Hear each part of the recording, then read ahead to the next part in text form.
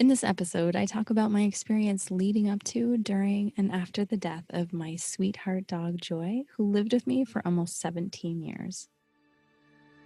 Welcome to the Flower Lounge, a place for conversations with wildly creative people and a little plant-loving wisdom to help you experience life in full bloom. I'm Katie Hess, flower alchemist and founder of LOTUSWEI, and I believe in a world where we're all living at our personal edge.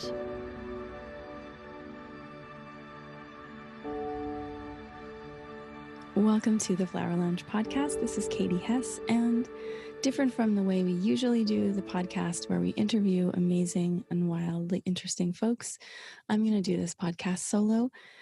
The other day, I was talking a little bit about my experience with my dog Joy and leading up to her death and afterwards, and someone recommended that I do a podcast about it. And so I am going to share a tremendous amount of information that is really deeply personal to me, part of a whole series of intimate experiences. And I do this because my wish is that it will touch you in some way and that you can take parts and pieces of it with you forward into the future so that if you're ever in a similar situation, it can bring you either comfort or tools or tips or ways of being or seeing things that arise.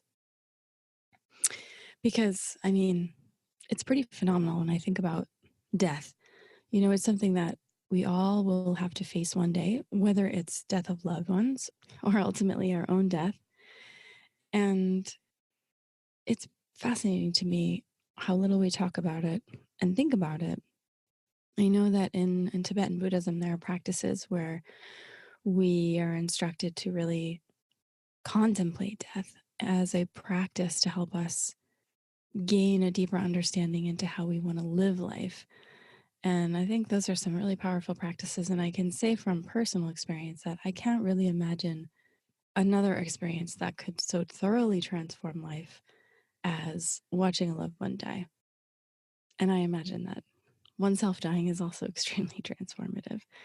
So I think if you know the story, and if you don't know the story, you'll be able to see parts and pieces of it on our blog. I know I wrote a lot about my dog, whose name is Joy, being sick for a while. And some of you have even written to me through social media or email saying that your dog has similar conditions and that you've tried the flower essences and Chinese herbs that I used. And that is so cool to know that my experience is helping out other people and animals.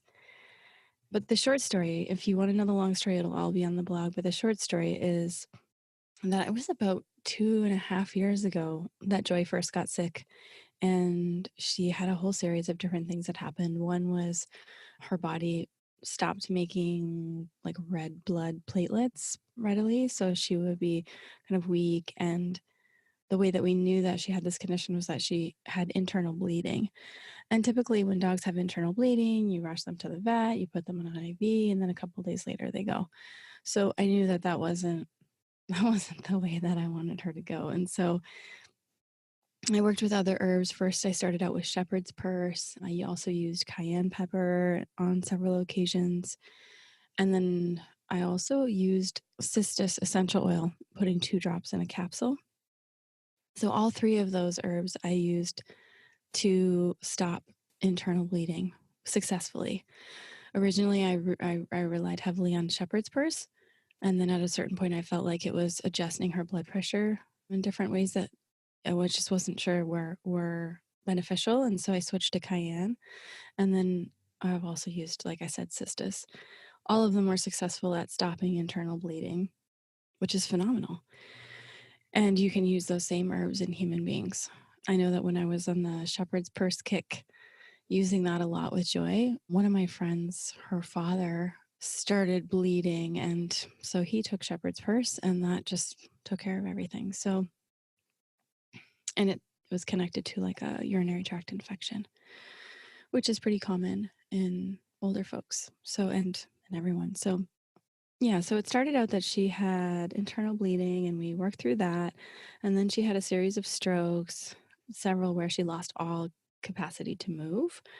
And then she push, push, push, and rewired her whole brain through movement and just kept walking for like 3 days straight, and would put herself in all these interesting positions in order to puzzle her way out, and essentially rewired everything, her entire body, and became like a normal dog again. So there were several occasions, I would say the first time the vet offered to help her over the rainbow bridge, as she called it, was about 2.5 years ago. And I just didn't feel right about it personally, and committed to myself and to Joy that I would let her decide when she wanted to die and would allow her to have a natural death.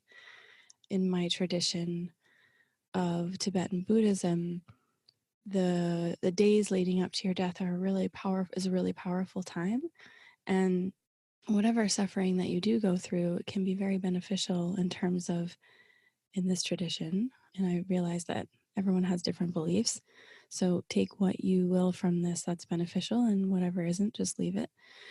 But in the days leading up to death, whatever suffering we undergo is actually a huge blessing, because it's like a chance to purify our body, speech, mind, for anything we've done in the past, so that our future or next birth will be even freer of obstacles, will be even more beneficial, and allow us more freedoms, or more ideal circumstances, if you want to put it that way. So that's sort of what went into my decision of allowing her to have a natural death. And so had it been up to, veterinarians, they may have said, it's time for her to go 2.5 years ago. And so I'm just like so happy that we got 2.5 years, more than what we anticipated of spending time together. And after the whole internal bleeding, and after the strokes, and after she kind of rewired everything and was back to being a normal dog, I had put her on self-heal flower essence, which is a incredible, beautiful wildflower that I collected in Iceland. And it was sort of like a forehead slap moment, like, wow, I have all these tools, and I didn't even think about giving self-heal elixir to Joy. And so I started doing that regularly, putting it in her food morning and night, and sometimes in the water, and in any treats I gave her. And I noticed that her whole physical health and wellness state stabilized.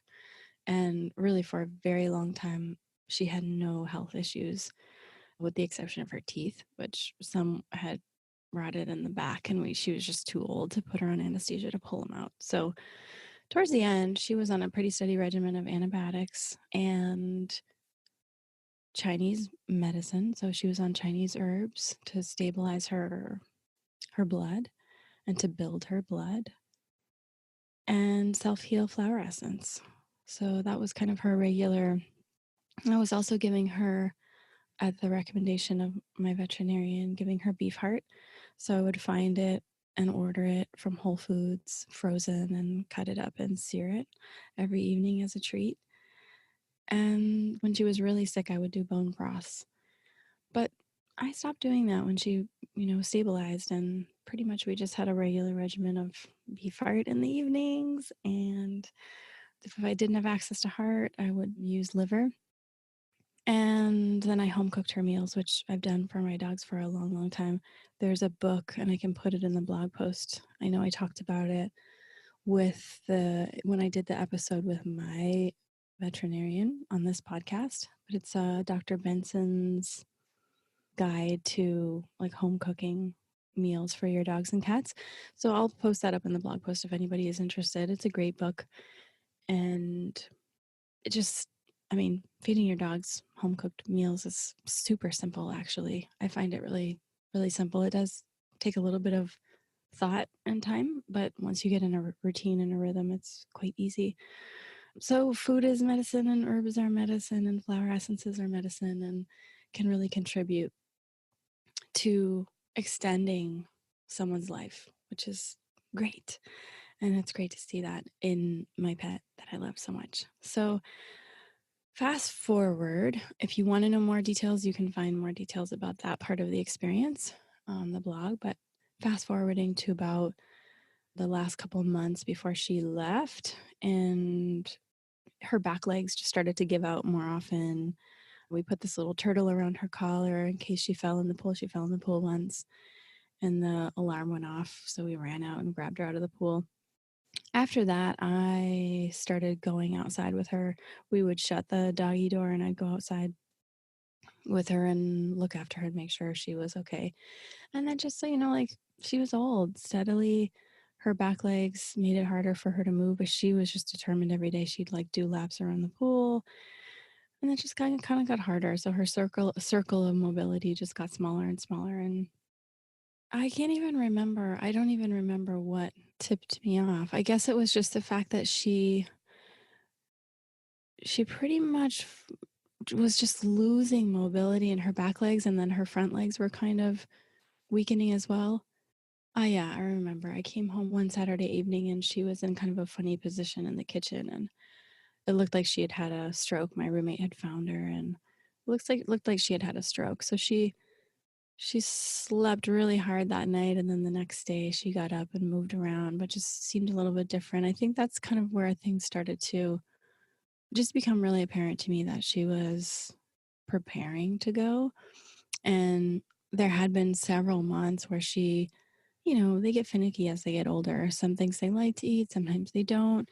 Sometimes sometimes she would just like devour something and then she wouldn't eat for 2 more meals. She off and on wouldn't eat. And so I just, by the end, just did my best at like making the yummiest stuff and feeding her human food and trying to entice her to eat whatever seemed to taste good to her. But it became apparent in the last week that it was the last week. And it's one of those magical things about knowingness, I guess I could call it, is that one of the things that surprises me is that we know when it's the last time for things. And that was something that really surprised me. I remember thinking, oh, this is the last time I'm going to be outside with her. This is the last time she's going to be able to walk with me assisting her in the backyard. And then I remember looking over at her in the living room, and she was sitting up, and I remember just like, oh my God, like the moment just like kind of caught me, and I grabbed my phone and took a picture because something in me just knew that was the last time I would see her sitting up by herself unassisted. And the last time she ate, and the last time she drank water, and many of the last times, so to speak, I knew all the way down to the last breath. I knew. And your intellectual mind might try to doubt, is it really? And you just know, like, you can have full faith and confidence that usually you have a knowingness when it's the last time you will experience something with another being. So I found that to be really interesting. And yeah, so the last week, her mobility was greatly reduced. I had this little harness that I would help, walk her around with and help her walk outside. And at a certain point, she just, I would say, yeah, there were about 7 days. So that last final week, she couldn't move on her own. And she pretty much just, stayed in her bed the whole time. My roommate bought these really awesome, they're like these super thin mats, kind of like almost like diaper material, but they're just like you like unfold them and you can just put them down in the bottom of the bed in case they, wet the bed or whatever, they can't get up on their own. And so just like as you would change the diapers for a baby, you just like check the little thing every now and then. And I would have done that forever. It's like such a no big deal thing because they're just like in one spot. It's very easy and very simple. And I think she only pooped like twice. It was like kind of remarkable at how easy it was to care for her in her last days. And yeah, so I remember being out. I think I was at work, and I had greatly reduced my hours and was trying to spend as much time at home as possible. But there were, certain events that we had planned for months in advance and told people, and I couldn't get out of. So I would go into the office for hours at a time and then come home. And one time I came home and she had been moved out into the living room, which was actually, in hindsight, brilliant. My teacher had moved her out into the living room to get water And then I think I realized how helpful that was, that to have her in an open space where my whole, all my roommates and my family could see what was happening versus having her in my bedroom and feeling like the weight and the responsibility and emotionality of everything really just in that one area. So highly recommended to bring your dog out into, or your cat or your pet or your loved one out into sort of a more central area of the house so that everyone can just sort of see what's happening and kind of be a part of the experience. I found that to be really helpful. So for the last week, Jojo was out in the living room and we made a little bed for her there. And so the last few days, I started sleeping out in the living room with Joy, which was really sweet. And oh my gosh, that's one other thing I forgot is, so when she was young, she might have been snuggly, but then as she got older, she was very like, I don't need physical affection. She just didn't need it a lot. And so she wasn't one of those dogs that you could just like, hug and curl up next to and squeeze. And she just kind of like, she connected in a more like energetic presence way. And it was so interesting the last few days before she died. She got really snuggly. I figure she knew that I needed it. She probably didn't need it, but I don't know. I remember lying out in the living room on the floor and waking up one morning and her head was across my stomach and she was just like super snuggled up next to me. And then our other little dog, Ichi, she's super snuggly. She was also next to me. And so it was like this big snuggle slumber party. And that was really sweet. It was such a nice way to experience intimacy and closeness with her. A couple of nights I remember just like putting my, just snudging like all the way up to her back and putting the front of my body along her back and her spine and kind of wrapping my arms around her and in like a little hug. Spooning, right? Is that what they call it? So it's a really sweet experience to be really present to and to notice when those little changes were occurring. And then, so I just try to spend as much time with her as possible. And, when she wasn't moving, she wasn't getting up to pee. So she really was just like lying there a lot of the time. And I put her head on my lap. So I just kind of sit with crossed legs and, put her head on my lap in different positions. And she seemed to like that because it's, at some points she started to whine because I honestly just think she was frustrated. Like, I'm stuck in this one spot for, like an entire week and it's frustrating. And then towards the really, really end, like the last day or two, she wasn't like moving herself, she wasn't like rolling over or moving into different positions. So we would have to, flip her over onto another side or like adjust her positioning just so she could like get a different feel, get a different, view of the room and, not just be like stuck on that one side for too long. So I remember the last day was a holiday. It was Martin Luther King Day. And, by this time, like I said, I was taking as much time off of work as possible to be with her. And by, I would say like around 3 or 4 days before she died, I was just with her pretty much full on. And Monday, I just knew it was the last day. I don't know how you know these things. I just promise you know. So I knew that Monday was the last day. And we had also, the night before was like super moon, full moon eclipse craziness. And I remember like sitting with her on the floor and, my roommates like looking at the moon and watching the eclipse and getting up every now and then to look at the eclipse. So she made it through that time. And then Monday just felt like the last day. And she had also, it had been almost 7 days without being able to move on her own, 7 days with no food. And toward the end, it was 3 days with no water. So when she stopped drinking water, to me, that was just a huge you just know it's coming. And I remember on that last day, I was lying on the floor. Joy was lying on top of me. Her head was on top of me. And my roommate came out and she had pulled this card.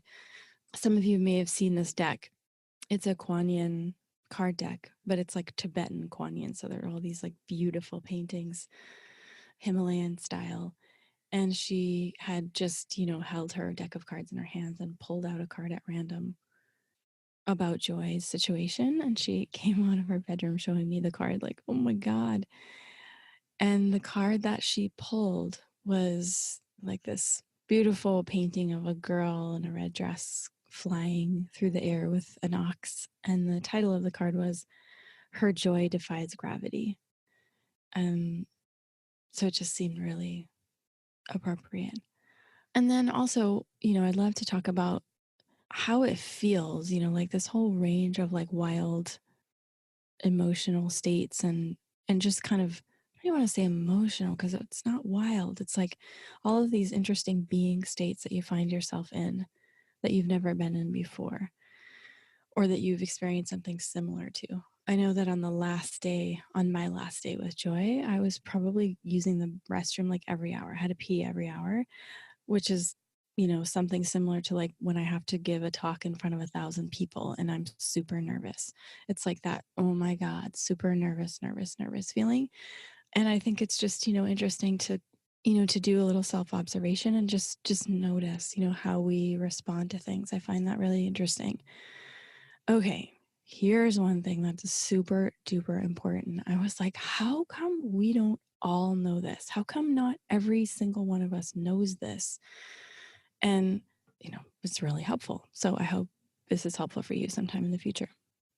I was sitting there, I think it was on Sunday, and because as I'm talking to you about this experience, it's less than 2 weeks ago that Joy died. So it's super fresh. Everything's like super fresh in my memory. And if I'm recording this and you may hear this a few weeks later, but as I'm speaking, everything is less than 2 weeks ago. So I remember sitting there with one of my roommates and Joy just started to shake like really hard. Like I thought she was having some kind of seizure. And then I thought maybe maybe this is how she's going to go, but it didn't quite seem right. And then my teacher came over and he uprighted her. And then he said, open her mouth. And so I reached into her mouth and her teeth were just clamped shut super hard. And it like took every piece of strength in me to like pry open her jaws. And he said, she's trying to get air. Her tongue rolled back and closed her throat or closed her airway.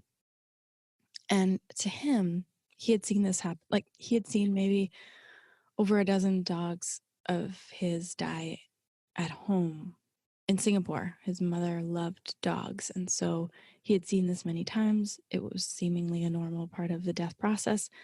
I'd never seen it before. And so I didn't know what to expect. I didn't realize that she wasn't getting air, right?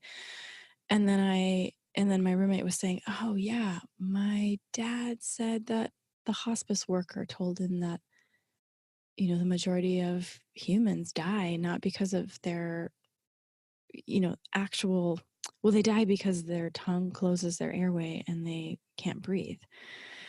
I thought, whoa, that's so interesting. If a hospice worker knows that, like all of us should know that. I texted my friend Robin, who'd been with her best friend when she passed, and asked her about it. And she said, oh yeah, that happened. And she said, oh yeah, that happened. And I just instinctively flipped her over on her side to open up her airway so she could get air.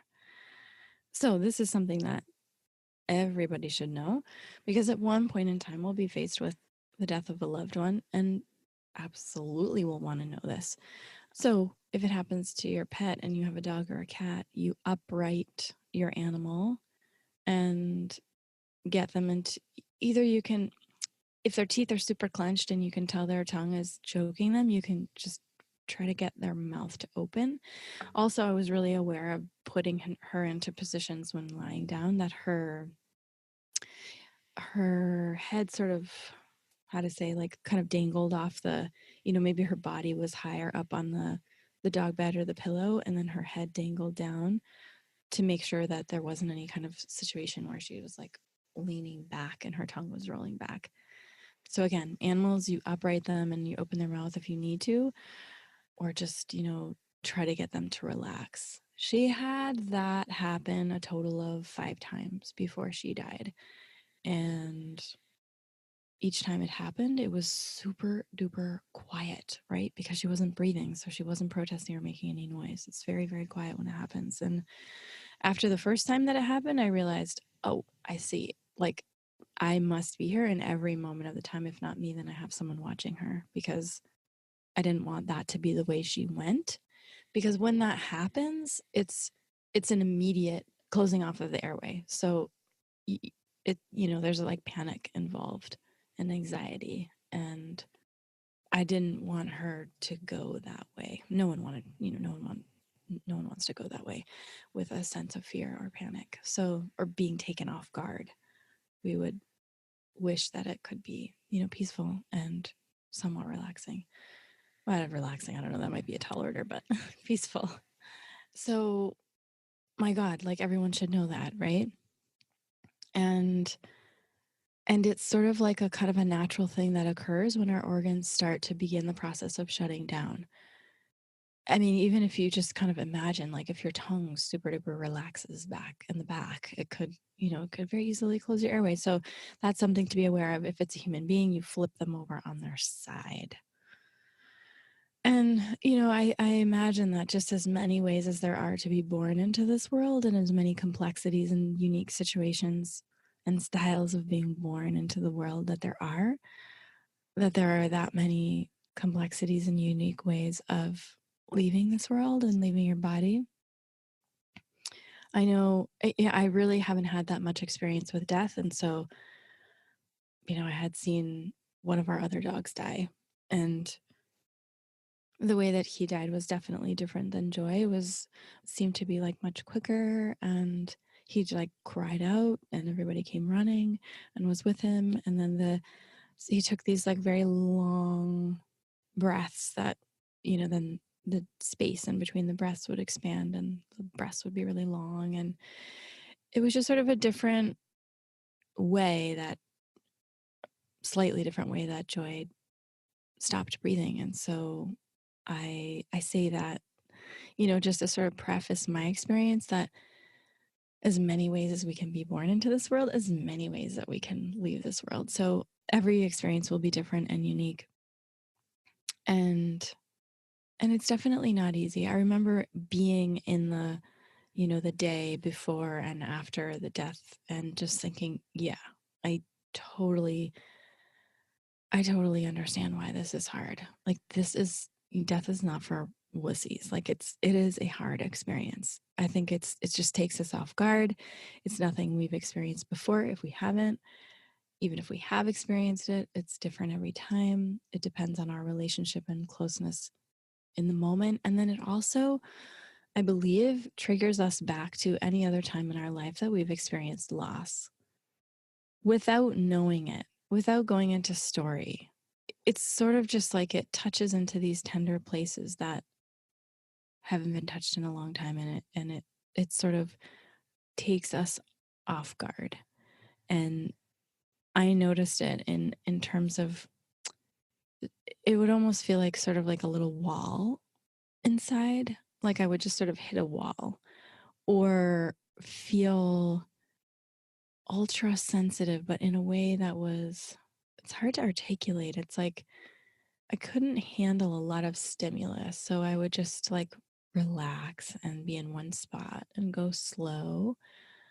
But like loud noises or lots of activity or shouting or, things like that would be super irritating and like very, very quick for anger to arise. And that type of like loaded, it's not that I was emotional. I wasn't emotional. It was like sort of like holding open a space for what was about to occur, and just sort of the amount of energy and attention and presence and sort of impending something's going to happen, I noticed made me have like a very short fuse. So if that ever happens to you, I imagine it's totally normal. I remember sitting with Joy on the very last night. It was like maybe, 9 or 10 or 11 p.m. of that last night. And her head was on my lap and I was kind of like bent over looking at her upside down. And it sort of just like really started to hit me in that moment, like, oh gosh, like these are the last hours. And one of my roommates was like vacuuming and cleaning and making like a lot of noise. And I remember just feeling like almost like I had no skin, that kind of raw feeling. And that, I also realized through the process that people process grief in very, very different ways. Like sometimes people slow way down. That's kind of more my MO is I just slow way down. Other people speed up. Some people get into motion. Some people need to move. Some people need to be active. Some people get angry. Some people shout. Some people get sad. Some people get quiet. Some people isolate. It's very interesting and requires certain level of compassion and spacious openness just to sort of understand the whole dynamic that's going on around you, and that people, when they're confronting the loss of someone that they love or a family member, even if it's a dog or a cat, it expresses itself through us in very different ways. And so to just, be compassionate and understanding and know that that's, very possible. I remember texting back and forth with Robin, and she said, do you have any of that Sriracha flower elixir on you? And I thought, it was so oddly enough, yes, I have some in the kitchen because I had some left over during the flower evolution, and it somehow just ended up in the kitchen, and it was a total blessing that I had some there. She found that to be really helpful when her best friend was dying, because it's for when you feel like you don't have enough time. You get that sort of like panic anxiety feeling about like not having enough time. And it's this kind of weird low level nervousy feeling. And the Sriracha flower was amazing. I just started taking it. And I mean, obviously you can put it in your dog's water and, put it on their lips. But at a certain point, I think even just us as caretakers taking it already starts to impact the person who's going or preparing to leave. Another flower that I didn't use, but that's very similar in its nature, is banana blossom. That's found in a blend that we have called Game Changer, and we also have a single elixir. But I took the Sriracha flower, and I know that Robin had said that was really helpful for her when her best friend was dying, and I also found it to be very, very helpful. It just sort of eased the whole stress around not having enough time, and everything being sort of like the last moments of. I also had Boundless Wisdom, which I developed originally for hospice situations and then realized that it was good for any kind of transition. So I had Boundless Wisdom. I also had, and these are all mists because it's just easier with a dog. I had Infinite Love, mostly because I felt like Joy was getting frustrated at being stuck in one position. And that just kind of like seemed to ease her nerves. I also had Inner Peace and Quiet Mind. Quiet Mind seemed to be good when she was like agitated. It would help her sleep or relax her muscles. And I also used it both Inner Peace and Quiet Mind. Quiet Mind seemed to be more effective when she had those like little attacks, where her tongue closed her airway or she just started to have trouble breathing. Then I wouldn't mist her. I would mist my hand and then rub it on her fur, around her head. Yeah, and then also she was skinny, right? Because she had been off and on meals, and then the last 7 days she didn't eat at all. And you know that feeling when you're fasting, you get really chilly, you get cold. And so if I ever saw that she was shivering, I mean, we had a really nice bed for her and had down blankets so she'd stay warm. But even so, like she would get cold. It's wintertime. And she was just didn't have any like food burning her fires internally. So if she got cold, there were 3 things that I did to keep her warm and comfy and cozy.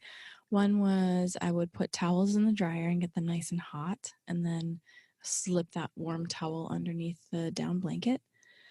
The other thing I did was fill up an old school rubber hot water bottle with just hot water from the tap. You want to make sure you don't get it too hot. You just sort of like monitor how it feels, right? Because at that point they're not like moving a lot. So if it's uncomfortable, it's not like they can move away from it super easily. So just sort of like using your best judgment and, not like roasting them out too. So putting in hot tap water into the hot water bottle and like tucking it in, I would put it like near her kidneys or on her back or her spine. Or if I had put a little bit too hot of water in, I would move it away so it wasn't actually touching her fur, but it was just like keeping things warm underneath the blankets. And then I also used something that I've used for myself. My acupuncturist, Kaya, recommended it. And it's like this funky little fanny pack with a little zipper. And you unzip the zipper, and inside is this little, it almost looks like a little metal temple or like little, it's a cool little thing. And that you open up and you can put a piece of mugwort inside, and you light the mugwort on fire, and you blow out the flame. So it's just like burning like as you would burn incense. And then you put the top on, and it has these little vents so that the smoke and the heat can come out. And you pop it in your little fanny pack. And so like if you had period pains or something, you could like attach it around your belly and warm up your belly with it. But for Joy, when she would get kind of cold and shivery, I would use that warm mugwort to either put under the blanket or under a couple blankets or near her or on her, just to keep her warm. And then the other effect of burning mugwort is that it's super relaxing. And then during the last few days, it seemed like her teeth were bothering her. And at that point, we couldn't get her normal regimen of antibiotics down. So I used mugwort on her. I would put down my fingers so I could gauge how warm it was, like put my fingers on her mouth or her jawline, and then just use moxa, because moxa is also really good for infection. And also it's really good for fevers. So I would do that to sort of soothe her gums and whatever like teeth issues that she had. And that really, really, really helped. And she'd just kind of like knock out and go to sleep after that. So mugwort is amazing, and it's super gentle, and you don't have to worry. Yeah. And then, I mean, you just follow their cues, right? Like I kept offering food just to, just in case. And then after she stopped drinking water, I kept offering water. I never forced her to drink any. I knew that she had her own timing, and she knew when it was the right time, and she knew exactly what to do. But I kept just making myself open to like keep offering, because I had remembered, like, 2 years prior, her having a stroke and not moving, and thinking that this was the time she was going to go. And then, even all of my roommates circling around her, like ready to send her off. And one of my roommates started making noise in the kitchen, and she was like, nah, I'm not going to go. Like, and then we served her some really yummy, sweet pork. One of my roommates calls it resurrection pork. And then she just decided that she was going to stay for a few more years. So I was cognizant of the fact to like keep offering, and then she gets to decide what her timing is. So on the last evening, yeah, we had made it through the full moon eclipse. And then the last evening, Monday evening, she had again like those kind of funky attacks. And on the fifth one, on that last one, she didn't fully regain her like natural relaxed form of breathing. It was kind of rattly in a way. So after that, we just laid her on her side, and she just kept, kind of rattly breathing. I was lying down next to her. Two other people were in the room sleeping on couches or pillows on the floor. And I was on a little piece of something next to her, just like staring into her eyes and watching her breathe. And at one point, my teacher said, just go and sleep. I was with Kate. Kate was there. Kate works at LOTUSWEI, and she was there. She's sometimes more like family than colleague, and so she was there, and then my teacher was also in the room. And so he had said, go back to sleep. And Kate went to sleep, and he went to sleep, and I'm lying down next to Joy thinking like, wow, how do I sleep right now? I'm just going to try to relax. And I basically just listened to her breathe. And, there were moments where there was more space in between the breaths, or like her breathing would shift or would relax or would soften, and then it would get like more rattly and all different kinds of patterns. And I really just like listened to her breathing patterns. And then there were moments where I would count the seconds in between her breaths. Like I remember counting up to 4 seconds in between each breath toward the end. And then I realized that her breaths were becoming smaller. So, just like overall, I don't want to call it difficulty breathing, because at this point in time, she didn't have any anxiety or panic. She was super relaxed. But it's more like whatever breath she could get, she took it, and her breaths got really small breaths until the smallest were the last 3. And I'll never forget that moment. It's like burned into my consciousness, watching her take those last 3 breaths. I was wide-eyed. I was super clear, tons of energy,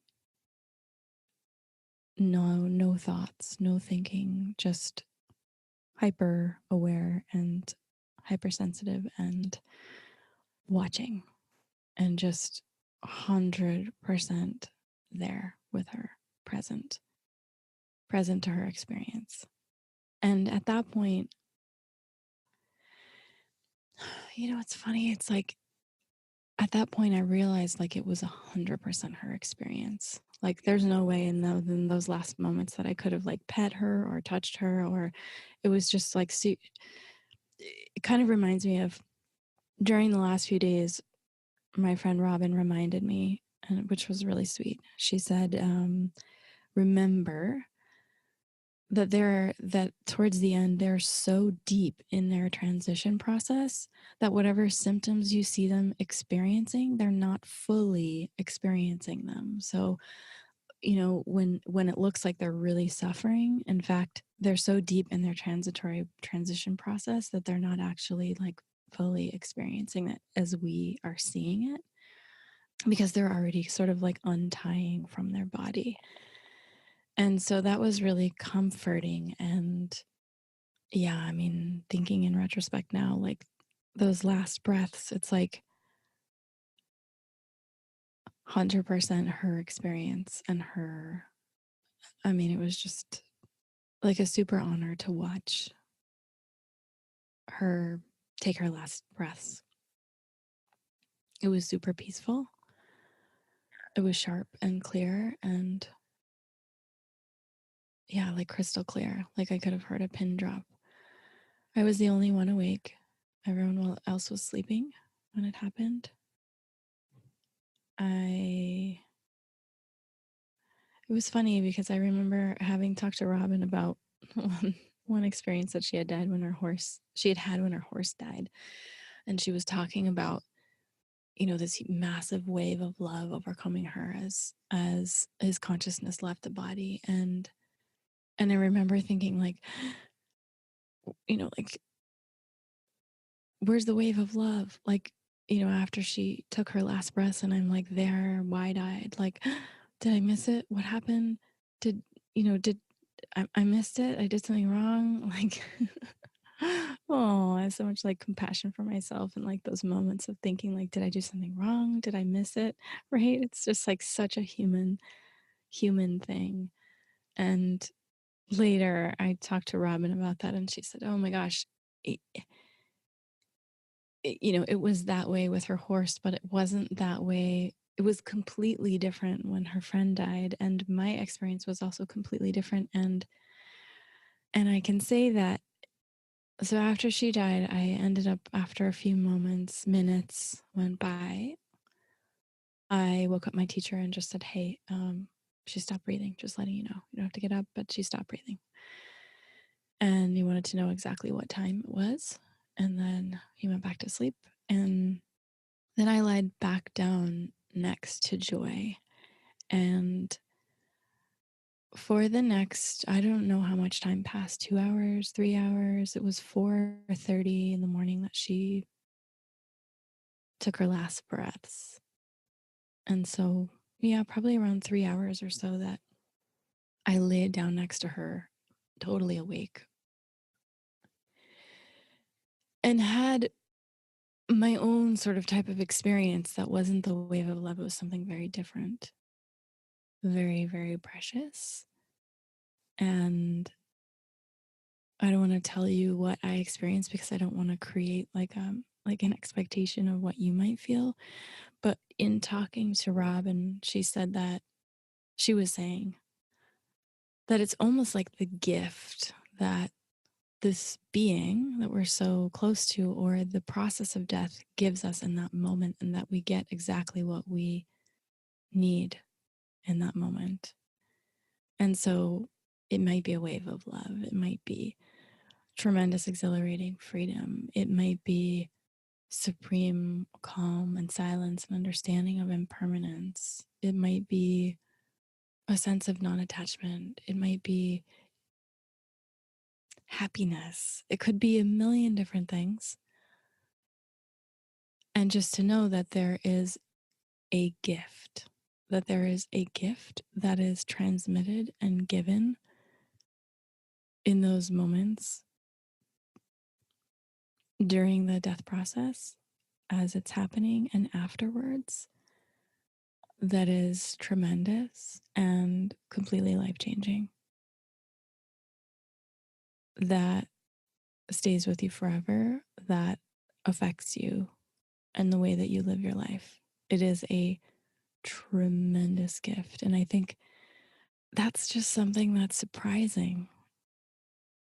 I remember Robin talking about when her best friend died, and we talked about that at length in one of the podcast episodes on the Flower Lounge. So if you haven't heard it, it's amazing. Look for Robin Sandomierski. And she talks about this tremendous personal transformation that she went through as her friend was dying. And I think for some reason we just don't expect that to happen. And I wouldn't have expected that my sweetheart dog, Joy, dying would have given me such a tremendous gift of shifting things around on the inside for me. And I noticed it in New York afterwards. I had to travel. So let me rewind here. In my tradition, once someone dies, we leave their body for 3 days. And so, Joy stayed in our house in her cute little bed for 3 days, for 3 full days, and never started decomposing, didn't smell bad, like all of those things that you would think or you've heard, or didn't take place at all. So I think that those things are much slower. We have a lot more time than we think we do. Granted, when they pass, right, when the 5 elements of the body dissolve, there's like a release of fluids, right? So one of the things that actually was incredibly comforting, like I just had no idea how comforting it would be, was later that morning after she died, cleaning the body with Kate and one of my roommates, Allison, taking paper towels and putting essential oils and flower essences and water. We had like plastic gloves. We just had some in our house. I think it was like, food handlers' plastic gloves that are really light plastic, and you can take them off really easily. And there's like a million in a box. So we put on gloves, and that's what we used when we needed to, like clean her up after she pooped or something. So we just kind of used the same sort of method, and, where the fluids had come out, just like cleaned everything up and cleaned up her fur until it was like super, super duper clean, and then took clean paper towels that were dipped in flower essences and essential oils and just kind of ran them along her fur, like her whole body, like washing her body. And there was just like something so honoring about that process and so beautiful. I had no idea how comforting it would be and how, like, such a kind of relief afterwards. And then I went out into the front yard and cut some pink pepper leaves, and we put some flowers around her and put her on a white cloth. And then Allison had this beautiful, like, cream colored silk kata. It's like an offering kata that we put over the top of her. And yeah, so I would say that's a ritual that was just so comforting. And then once the body is clean, leaving it 3 days is just totally fine. There's nothing, after a while, the natural processes occur where the body becomes cold and, like, the heat will leave the body and the rigor mortis sets in. So the body becomes a little bit stiff. But I don't know, it just seems really natural and normal. And I think having those 3 days to get used to the fact that your loved one has passed and you're still sort of like attached to that warm, fuzzy body form, I think about it now and I'm like, how do people, not at all said like a judgment thing, more like a, oh my God, like how do we do that? Like how is it possible that we rush our loved ones away immediately? It just doesn't make any sense to me for two different reasons. One, more so in the case of humans and animals, how do we know that the consciousness has actually fully left the body? Sometimes it takes time for that to happen. Sometimes it doesn't happen immediately. Sometimes the consciousness stays inside the body for a day or so. And so you want to give the person as much time as they need to fully disengage and untie. So that's one reason. And then the second reason is just more just for the people left behind. Like,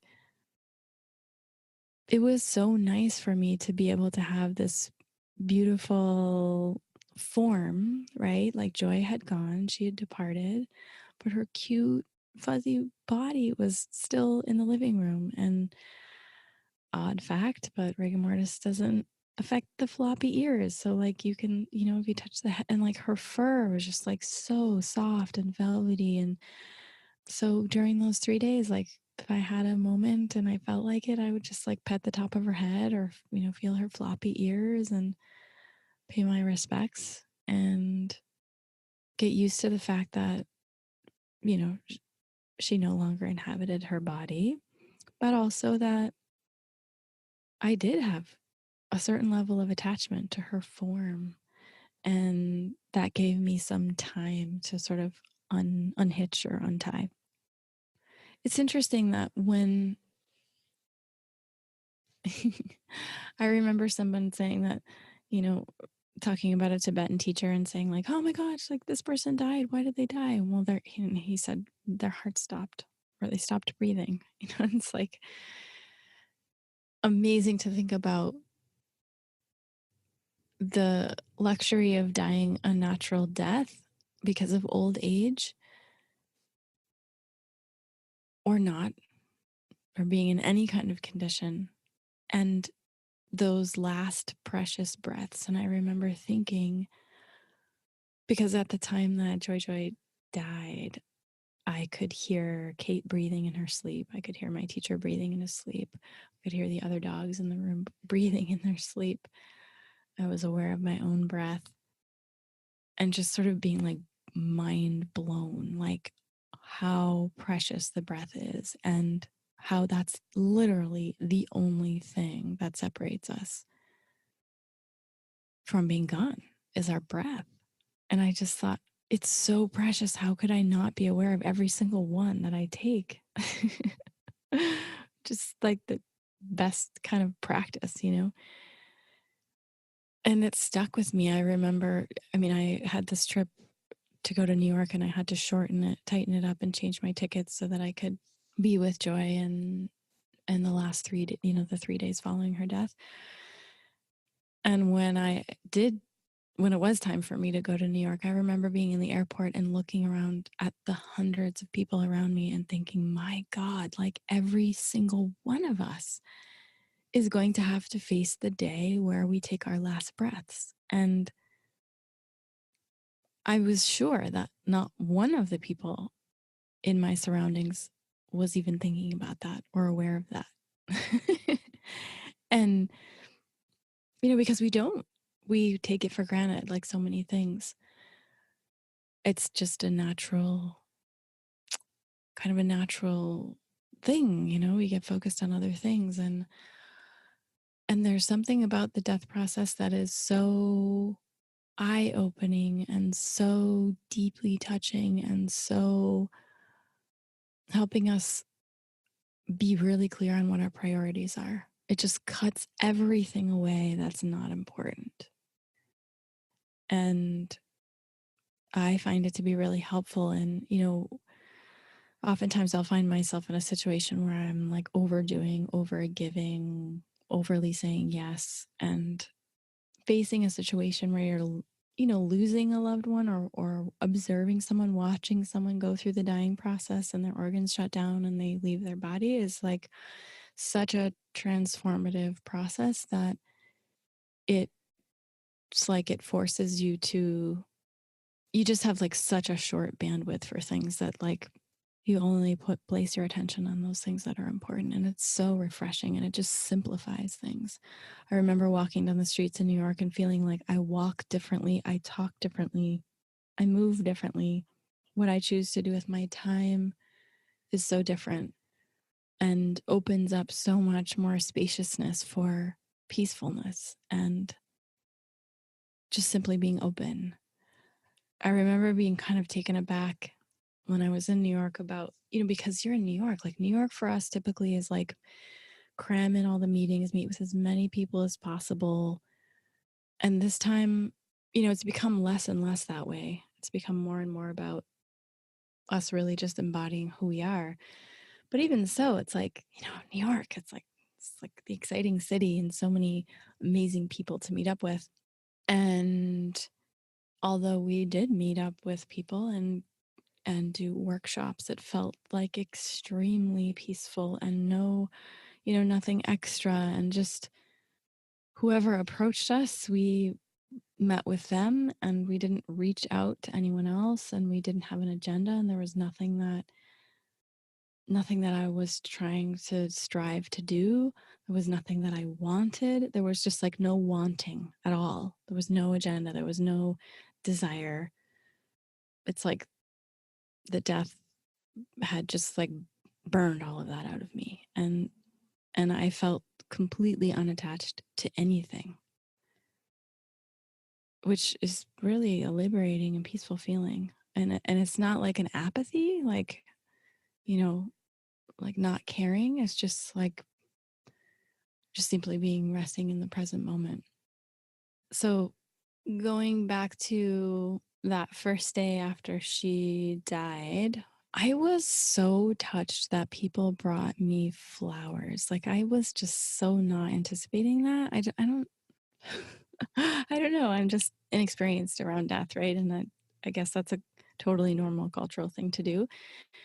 My roommates brought flowers, friends of the family brought flowers, friends I wouldn't even expect. This woman and then this woman that I dance salsa with. Like there were so many people that came by the house and dropped off flowers. And I was so touched by that. So if someone in your life loses a loved one, that's a perfect thing to do. I know sometimes we're just like, oh my God, like what do I do? Bringing flowers is just like the sweetest thing ever. And it's such a nice way to like honor and respect and commemorate. Yeah, it was really touching. I also, because of that, was like, oh, wow, people buy flowers. That's amazing. Like, silly me, like, because I'm so into flowers. And I thought, well, oh my God, like, what flowers would I pick out if I wanted to honor Joy? And gave myself the luxury of going to the wholesale florist and, just like kind of the same thing as if I was like picking out flowers for an event. But this time I was like, what flowers spark joy for Joy? And just allowed myself to pick out whatever I wanted and then went home and took off the petals from the roses and took off the heads of the flowers and built some really made some beautiful mandalas as a way to honor her. And some of them had sort of more intimate meaning to me as I was making them. And it's just a really kind of nice therapeutic thing. And then I left out some petals and, told my roommates and said, if you want to make something, here are some, and it was just a really nice way to honor. And so interesting. 1 or 2 weeks before that, a woman wrote in to our company and asking, how do I preserve the scent of my baby? And I was so grateful that she had written in, because here we are 2 weeks later, and I thought, oh, that's so interesting.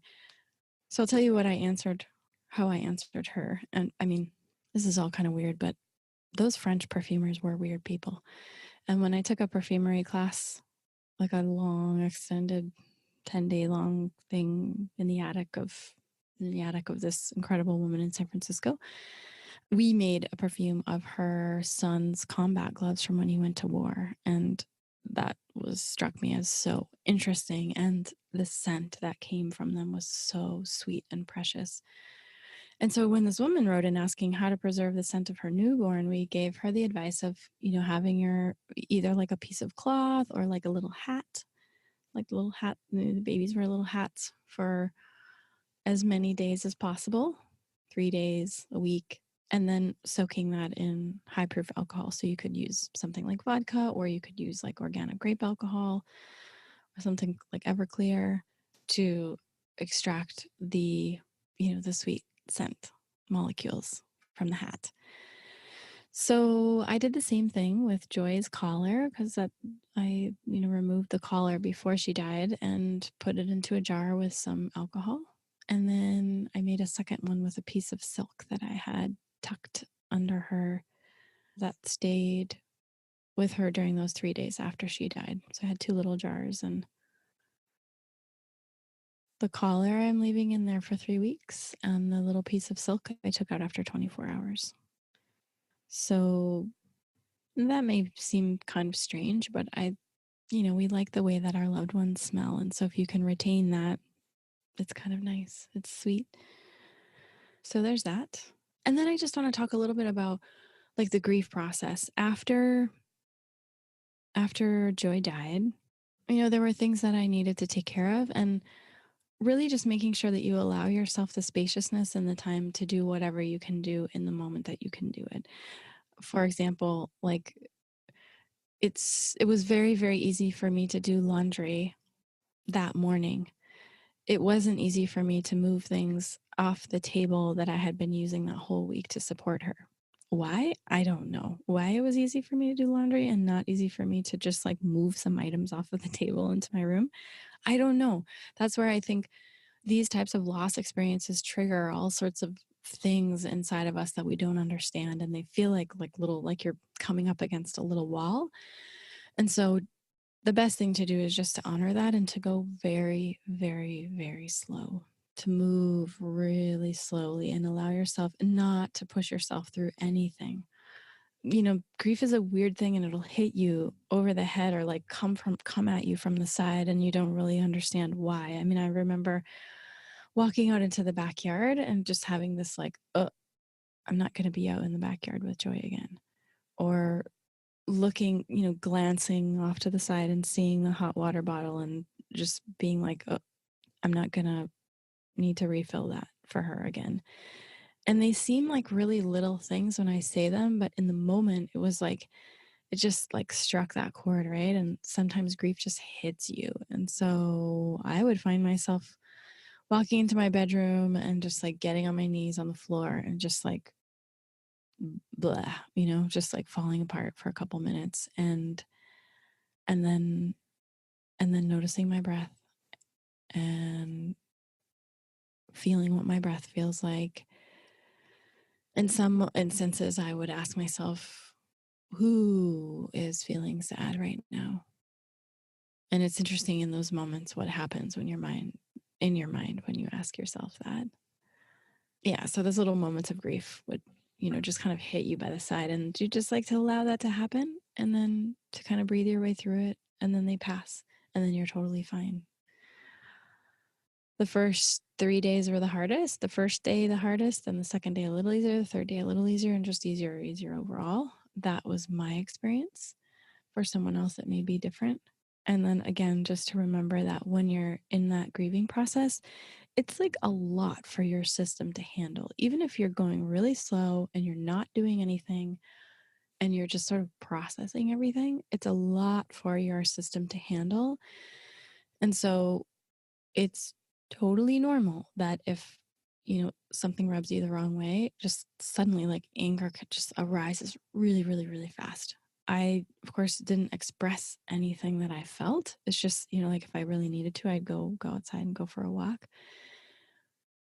But just to know that when you are in the grieving process, it's totally normal that your body and your mind are just operating kind of at like full capacity. Like that is a lot to handle and hold and make space for.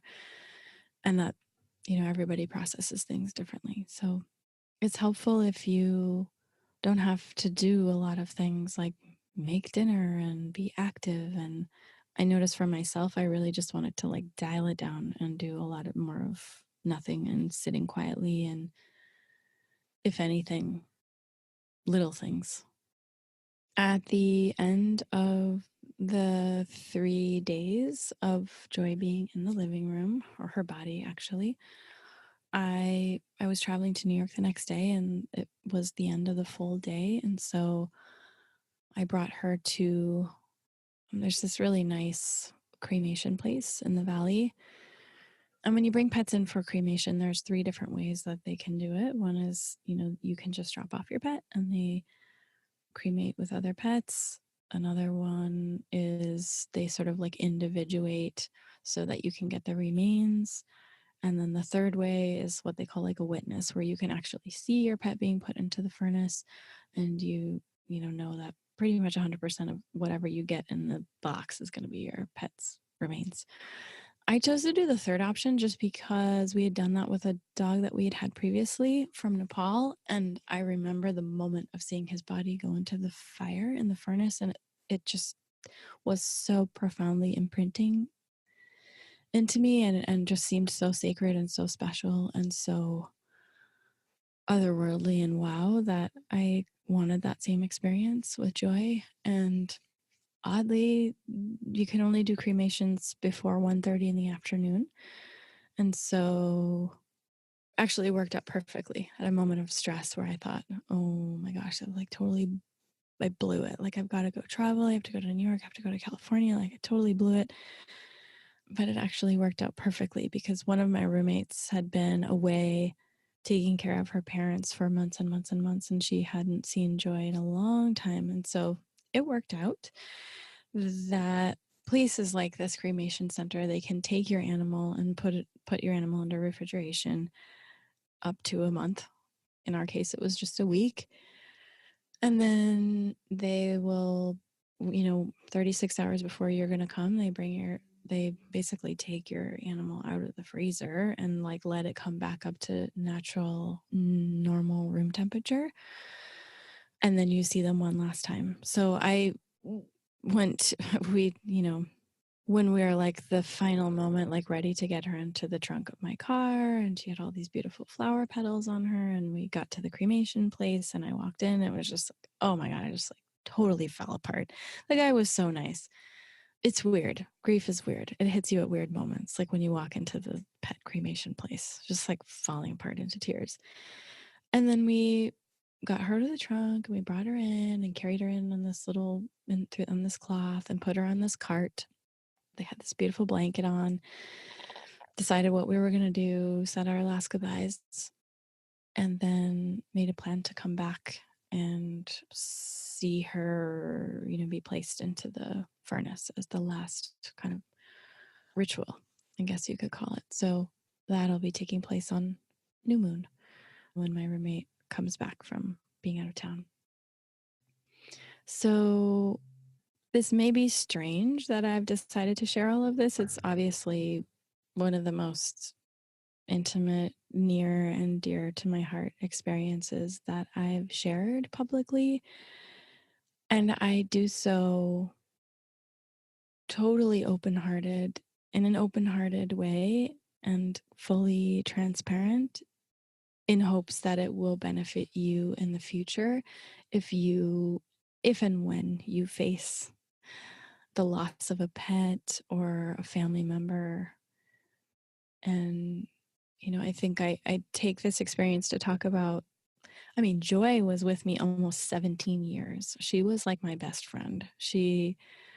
Like every major thing I went through in my life, she was there. And her presence was just massive in my life. And she helped me in so many ways and was really like one of my best friends. And I remember thinking, like, I don't know that I know like very many humans who have offered so much service to me and have taken such good care of me. I'm the pet owner taking care of my dog, and I felt in some ways that she took care of me as well. And so even though she was a dog and a pet, she was this tremendous being that was, had a very powerful impact in my life.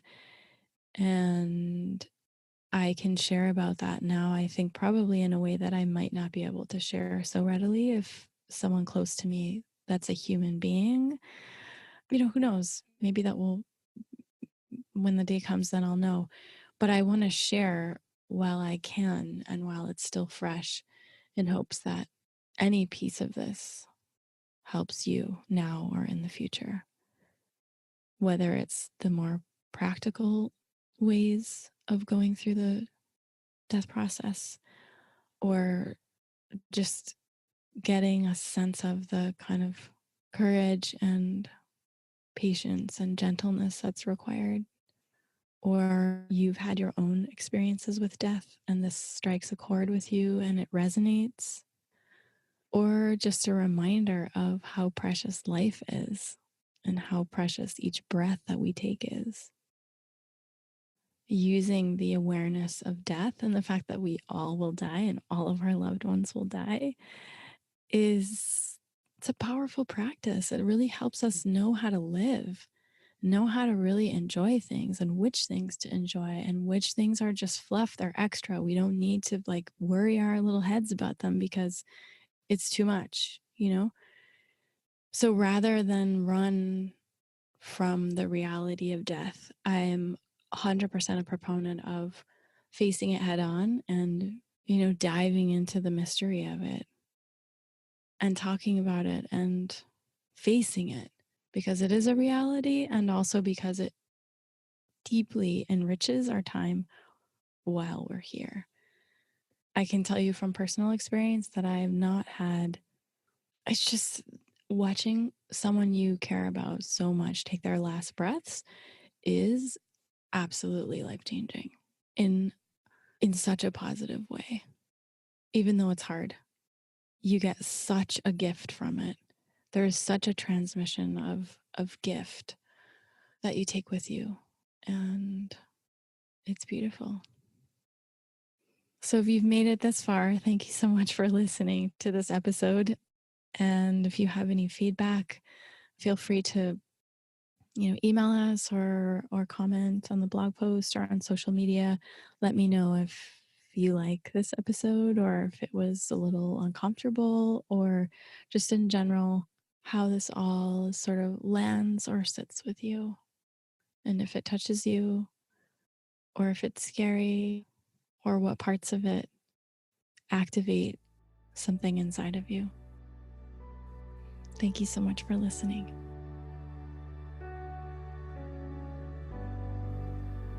Thank you so much for listening to The Flower Lounge. I'm Katie Hess, and we'll be releasing a new podcast every Wednesday.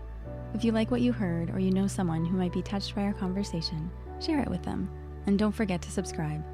To find out what your favorite flowers mean about you, take the quiz at LOTUSWEI.com.